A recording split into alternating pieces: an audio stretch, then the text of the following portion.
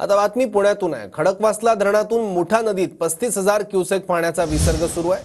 पुण्यातील भिडे पूल पाण्याखाली गेलाय। दुकानांमध्ये देखील पाणी शिरलंय। पुणे जिल्ह्याला आज पावसाचा रेड अलर्ट जारी करण्यात आलाय।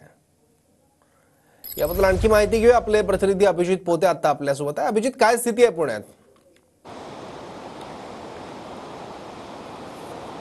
सौरभ, काल सकाळपासून पुणे शहरासह जिल्ह्यात आणि घाटमाथ्यावर पावसाचा जोर जो आहे तो वाढलेला पाहायला मिळतो आणि खडकवासला धरण साखळी क्षेत्रातून जे आहे ते खडकवासला धरण साखळी क्षेत्रात देखील पाऊस अजूनही आहे आणि खडकवासला धरणातून आता 35,310 क्युसेक पाण्याचा विसर्ग जो आहे तो मुठा नदीपात्रात करण्यात आलेला आहे।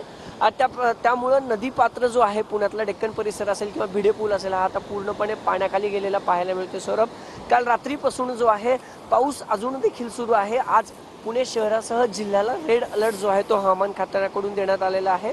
आज दिवसभर शहर असेल, पुणे जिल्हा असेल किंवा घाटमाथा परिसर असेल या ठिकाणी मुसळधार पावसाचा अंदाज जो आहे तो वर्तवण्यात आलेला आहे। दृश्य आपण खडकवासला धरणांची पाहतोय। काल दुपारपासून खडकवासला धरणातून पाण्याचा मोठा विसर्ग जो आहे तो सुरू झालेला आहे। रात्री 11 वाजता 35,310 क्युसेक वेगानं जो आहे तो पाण्याचा विसर्ग मुठा नदीपात्रात करण्यात आला। त्यामुळे सतर्कतेचा इशारा जो नदीकाठचा परिसर आहे, जी नदीकाठची वस्ती आहे, गावं आहेत, त्या सगळ्यांना सतर्कतेचा इशारा जो आहे तो प्रशासनाकडून देण्यात आलाय। गरज पडल्यास खडकवासला धरणातून पुन्हा एकदा पाण्याचा विसर्ग वाढवण्याचं देखील प्रशासनाकडून ठरवण्यात आले। दुसरं, जे नदीपात्र आहे, भिडे पूल आहे, तिथून वाहतूक जी आहे ते पूर्णपणे बंद केलेली आहे। कारण काल दुपारनंतर जो पाण्याचा विसर्ग वाढवण्यात आला त्यामुळे जवळपास पाणी जे आहे ते भिडे पूल पाण्याखाली गेल्यानंतर जो आहे तो वाहतुकीसाठी पूर्णपणे बंद करण्यात आलेला आहे। आणि अग्निशमन दल असेल किंवा पुणे महानगरपालिकेचे अधिकारी असतील ते जागोजागी जाऊन नागरिकांना सतर्कतेचा इशारा देते। सौरभ, आपल्याला माहिती होतं की मागच्या वेळी ज्यावेळेस पुण्यात पाऊस आला